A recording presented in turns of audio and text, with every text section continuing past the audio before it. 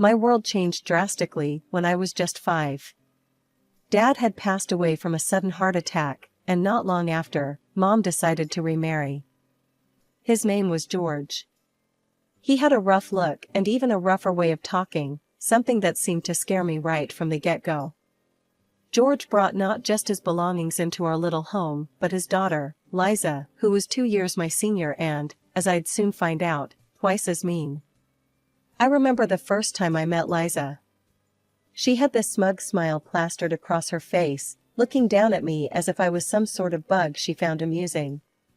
"So, you're the baby of the house?" "Well, not anymore. Better get used to it," Liza sneered, her eyes scanning me like I was her new project to fix or break. Mom tried to make things sound all sugar-coated when she talked about them moving in. "Ella, honey, it's going to be wonderful to have a bigger family. Liza will be like the older sister you never had." But Liza was no sister to me. The first few days she moved in, she laid down the law, her law. My toys weren't mine anymore, they were ours, which meant they were hers whenever she wanted. And when I protested? Well, let's just say George didn't like that at all. "Ella, stop being selfish. Learn to share with your sister," he'd grumble, his voice deep and usually laced with annoyance. Mom never stood up to him. Whenever I went to her, hoping she'd take my side just this once, she'd always have the same old tired lines. "Ella, please. Just try a little harder to get along. For me, okay?" she'd plead, her eyes always looking a bit too tired, a bit too sad. Liza knew she had the upper hand, and she milked it every chance she got. If she broke something, somehow it was my fault. If she lost something, somehow I had stolen it. But one particular afternoon sticks out in my memory like a sore thumb. Liza had been particularly cruel that day, hiding my favorite doll and claiming she had no idea where it was. I found it later, tossed in the trash can outside. I remember holding the dirty, slightly torn doll as I walked into the house, tears streaming down my face. "Look what she did, Mom. Look," I cried, holding up the doll for her to see. Mom glanced at the doll, then at my tear-stained face, and for a moment, I thought she'd finally see my side. But then her eyes shifted towards the living room where George was sitting, watching TV. "Ella, maybe it was an accident. Just let it go, please," she whispered, her voice tense as she glanced nervously towards the living room. Liza just laughed from the doorway, her arms crossed over her chest. "Crybaby," she muttered under her breath, loud enough for me to hear. That night, as I lay in bed clutching the now clean but still ripped doll, I realized that this was my new normal. Liza wasn't going anywhere, and neither was George. And Mom, well, she was there but not really there for me. Things took a sharper turn when Mom announced she was pregnant. I remember feeling a mix of emotions. A little brother or sister could mean someone else on my side, right? Wrong. It just meant more reasons for Mom and George to pay attention to anything but me. Tommy was born on a chilly morning in November. He was a quiet baby, hardly ever cried, but he needed constant attention, as all babies do. Mom was either feeding him, changing him, or trying to catch a few minutes of sleep. And George? Well, he was over the moon about having a son. Liza and I were pushed further to the back burner. But while I felt more isolated, Liza seemed to relish it. It was like she thrived on the chaos, knowing she could get away with anything as the focus wasn't on us anymore. One evening, I was trying to finish some homework at the kitchen table, struggling to concentrate over the sound of Tommy's fussing. Liza waltzed in, dropped her bag on the table, and scattered my papers everywhere. "Hey, I was using those," I snapped, my frustration peaking. "So? Move over, I need the table," Liza retorted, not even looking at me as she started to rummage through her bag. Before I could say anything else, George stormed into the kitchen. "What's all this noise about? Can't you see your mother's trying to get Tommy to sleep?" "Liza's trying to take over the table when I'm still using it," I said, standing my ground despite the knot in my stomach. George's face turned a shade I knew too well, and his voice was even and dangerous. Ella, stop your complaining and go to your room. Let your sister use the table. But Dad. He's not your dad. Don't call him that. Liza cut in, her words sharp and biting. That stung more than I expected, and without another word, I grabbed my things and stormed off to my room, slamming the door behind me. I pressed my back against it, sliding down to the floor as I fought back tears. I felt so alone, cornered in a house that no longer felt like home. After that night, I learned to keep my head down. Liza took advantage, of course, always finding new ways to torment me when no one else was looking. George never did anything about it. If anything, he seemed to agree with whatever Liza said, which only made her bolder. Shouldn't you be nicer to me? I mean, we're practically sisters.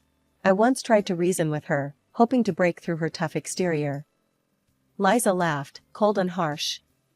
We're not sisters. We're not even friends. Remember that. And I did.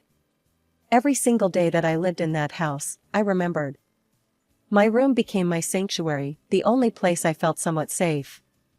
But even there, the sounds of a happy family, a family that didn't include me, filtered through the walls, a constant reminder of where I stood. As soon as I finished high school, I knew I had to get out. Staying in that house wasn't an option anymore. It was suffocating, like trying to breathe underwater. So, I moved to the city. It was a fresh start, a chance to be who I wanted to be without anyone hovering over me, dictating what I could or couldn't do. The first few weeks were tough. I remember walking into my tiny studio apartment for the first time, feeling a mix of excitement and terror. It was all on me now. No more Liza, no more George, just Ella, trying to make it on her own. I found a job at a local cafe to pay the bills and signed up for a nail technician course. Nails were something I always loved doing, a creative outlet that let me escape the real world for a bit. The course was tougher than I expected. The instructor, Mrs. Jenkins, was a stickler for perfection. If you're going to do it right, she'd often say, peering over her glasses as she inspected our work. I pushed through, got my license, and started looking for a place to set up shop. The perfect spot turned out to be a small room on the ground floor of an old building. It wasn't much, but it was mine. The landlady, Mrs. Petrov, was a tough old bird who'd seen it all. When I went to sign the lease, she eyed me skeptically. "You sure you can handle this, girlie?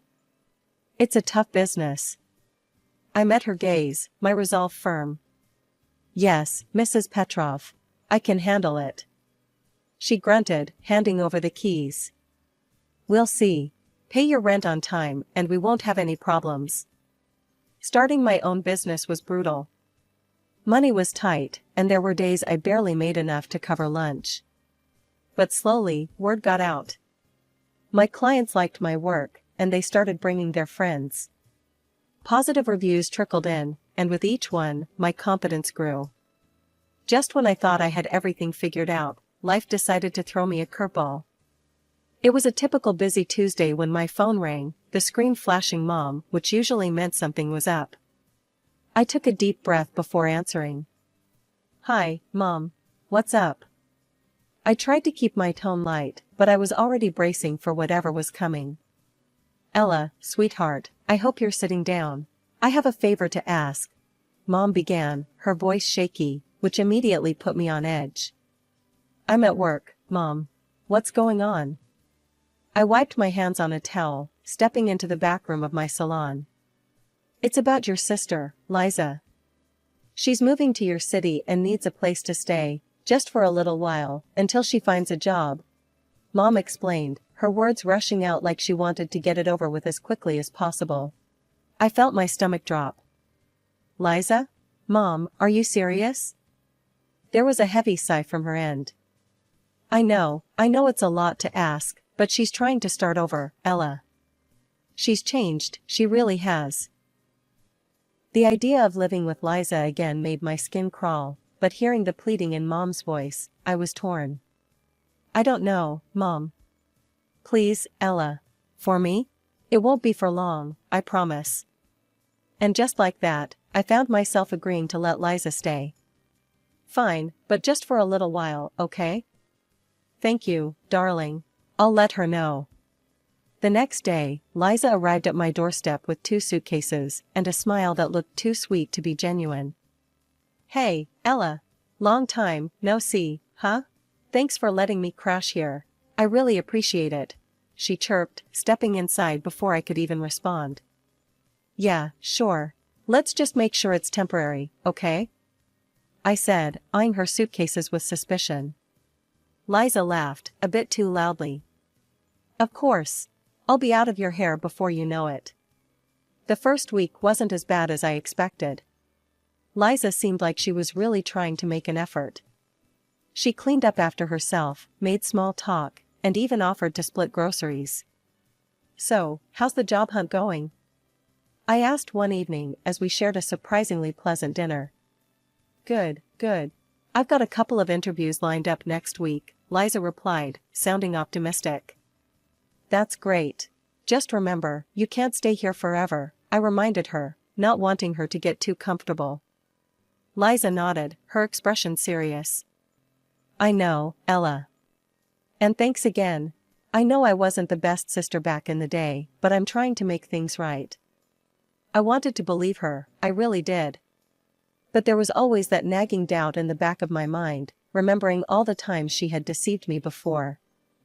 As days turned into weeks, I noticed a shift in Liza's behavior. She started coming home late, missing her interviews, and hanging out with a questionable crowd. The old Liza was resurfacing. Liza, we need to talk, I finally said one night after she stumbled in past midnight. What's up? Liza slurred slightly, clearly having had a few drinks. This isn't working. You said you'd look for a job, but all you're doing is partying. You need to get it together or find somewhere else to live, I said firmly, my patience wearing thin. Liza rolled her eyes, her old defiance flashing. Chill, Ella. I'll get a job. Just relax. But I couldn't relax. Not with her in my house, disrupting the peace I had worked so hard to build. Liza's promises of job hunting had quickly dissolved into late nights and shady new friends who seemed to pop in and out of my apartment like it was a downtown bar. My patience was wearing thin, and I was close to kicking her out when I met Alex at a friend's party. Alex was different from anyone I'd ever met.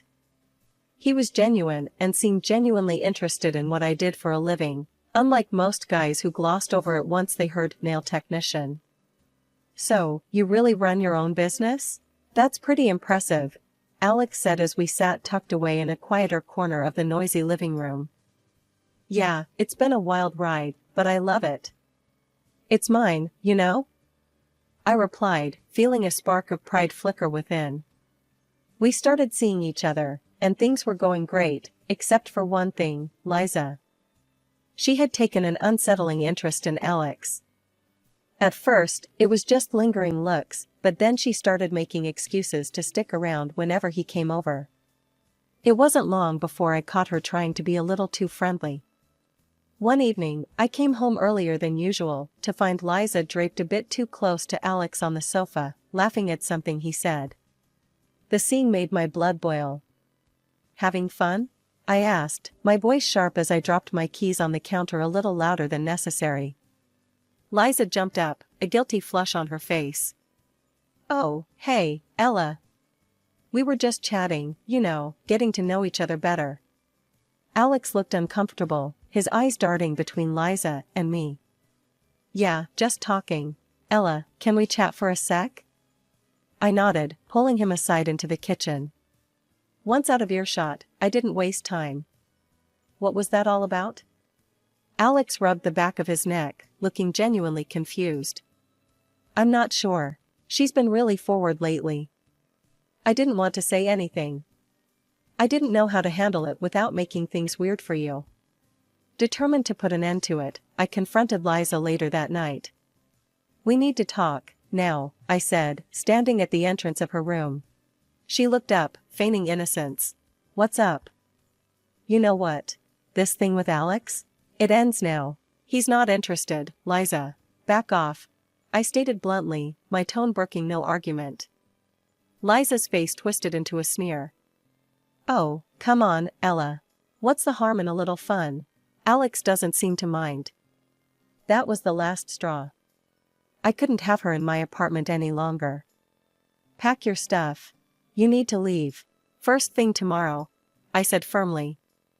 Liza looked stunned, finally realizing I was serious. You can't kick me out. Where will I go? That's not my problem. You should have thought of that before, I replied, feeling a mix of relief and sadness. It hurt, but it was necessary. The next morning, Liza left. She was out of my life again, and this time I hoped it was for good. As she walked out the door, her parting shot was, "You'll regret this, Ella. I promise you that." As the wedding day approached, the air was thick with excitement and a bit of last-minute chaos. Alex's mom, Janet, who used a wheelchair, had become more like family to me. We'd spent countless afternoons together, chatting and planning the wedding. I always hoped Alex would find someone who cares as much as you do, Ella. You're a blessing to us, Janet would often say with a warm smile, making me feel all the more welcomed and loved in this new family. The day of the wedding rehearsal finally came, and our close friends and relatives gathered at the venue. Everyone was buzzing with happiness, everyone except for one, Liza. When she arrived, wearing a dress that was way too revealing for a family gathering, I felt my stomach churn. She sauntered around Alex, laughing too loudly at his jokes, touching his arm every chance she got. My heart pounded with annoyance, and I could feel Alex's discomfort. "I need a minute," I muttered to Alex and pulled him aside, out of earshot from the others. "I can't stand watching her hang all over you. It's disrespectful, and it's supposed to be our special day." Alex took my hands in his expression softening. "Hey, look at me. Nothing she does changes how I feel about you. Okay? She's background noise, that's all." I nodded, trying to calm down, when Liza's laughter echoed across the room, slicing through the chatter like a knife. I snapped. Striding over to where Liza was standing, I fixed her with a glare that I hoped would melt steel. "Liza, you need to leave. Now," I said, my voice louder than intended, drawing a few curious glances from the guests. Liza's eyes widened, but she didn't make a scene. Instead, she scoffed, flipped her hair over her shoulder, and walked out without another word. Relief washed over me as I watched her leave. Turning back to the gathering, I caught my mom's eye. She approached, her expression a mix of concern and curiosity. "What was that all about?" Mom asked, her voice low. "I don't want her here, Mom. Not today, not at the wedding. She's done enough damage," I said, my voice firm. Mom nodded, her eyes softening. "I understand, honey. And well, there's something you should know about George. He and I are divorced. He turned out to be much worse than we thought, especially after the drinking got bad. He's not just out of my life, he's out of ours completely." My mind reeled. "And Liza? She's on her own now. George had a stroke and can barely manage, she's looking after him. They're not our concern anymore, Ella," Mom added, almost as if she were convincing herself too. The drama was behind us, and all that was left was to look forward to the beginning of a new chapter with Alex, free from the shadows of the past. The first year of marriage had flown by, seemingly perfect, with me setting up a small space in our apartment to continue my nail business. It was an ideal setup. I could work while still being there for Janet, my mother-in-law, who needed daily care due to her disability. Things seemed to be going well, until I started noticing a change in Alex. He began working late more often and his business trips became more frequent. At first, I thought it was just the strain of new responsibilities at work, but then I began to feel the distance between us growing. And my worries only deepened the day I overheard Janet talking on the phone while I was setting up my tools for a client. "Yes, my dear, I'm so excited. A grandson will be such a joy," she chuckled into the receiver. I paused, my heart skipping a beat. I was definitely not pregnant. Something didn't add up. After her call, I approached her, trying to sound casual. "Janet, who's having a grandson? Did I hear you right?" She looked up, startled, then flushed a deep red. Oh, just messing with my old friend, dear. You know, making her jealous. It sounded off. Way off. My gut twisted with suspicion, and I couldn't shake the feeling that something was terribly wrong.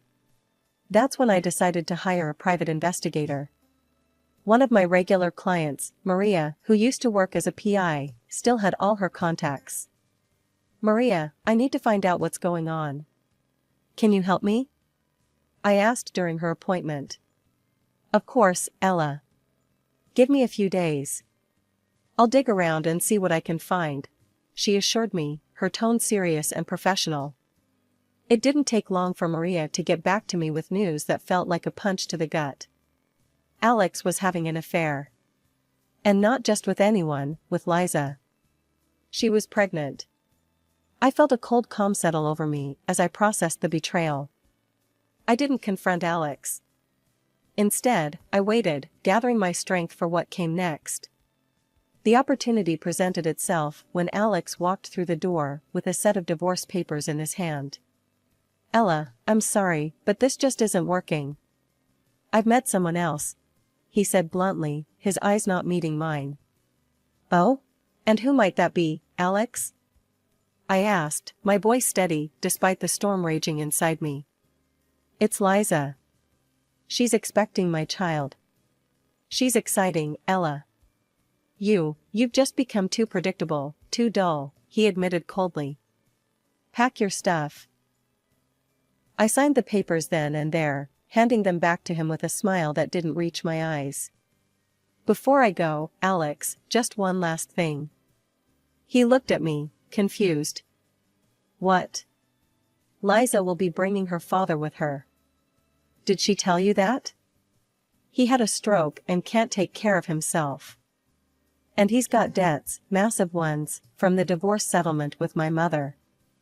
Good luck handling that, I said, the words tasting like ash in my mouth but necessary. Alex's face paled. What? No, she didn't mention any. And there's more. I filed a lawsuit for adultery. With proof. You'll be hearing from my lawyer, I continued, cutting him off. As I walked out, the cool air hit my face, and I felt a sense of freedom. The pain of betrayal still stung, but I knew I was moving towards something better. Something that was truly meant for me. After the dust settled from the divorce, the settlement from Alex and Liza was substantial enough that I could finally open my own nail salon, a dream I had shelved in the quieter corners of my mind for too long. The grand opening of Ella's Elegance was a hit. The local newspaper even covered the event, and the community support was overwhelming. I hired a few skilled technicians, and we quickly became a favorite in town for our meticulous work and calming atmosphere. One quiet afternoon, while I was sorting through some inventory in the back, my mom called. I always looked forward to our talks, they were the little moments of peace in my often hectic days. Hi, Mom, what's up? I asked, smiling as I paused to sit down. Oh, nothing much. I just heard from an old friend of mine. Liza had her baby, she said hesitantly, probably expecting me to react negatively. Instead, I found myself smiling, genuinely hoping that child brought her more joy than she had brought to others. That's good to hear, Mom. I hope they're both healthy.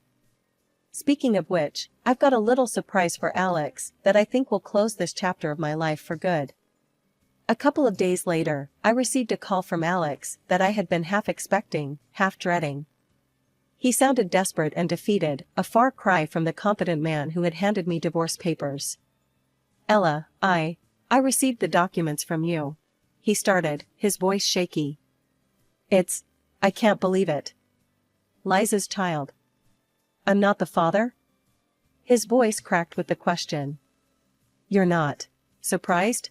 You shouldn't be. You know what kind of person she is, I replied, my words deliberate and cold. There was a heavy silence before he continued. Ella, she's gone.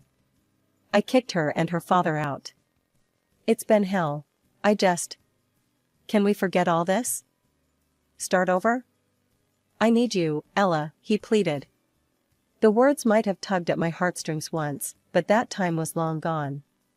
Alex, you don't need me. You need a caretaker and a way to pay your debts. I'm not falling for that again. Take care of yourself, I said firmly, before hanging up the phone. Sitting back in my chair, I felt a wave of relief wash over me. The last tie to a painful past had been cut, and for the first time in a long while, I felt like I could breathe freely.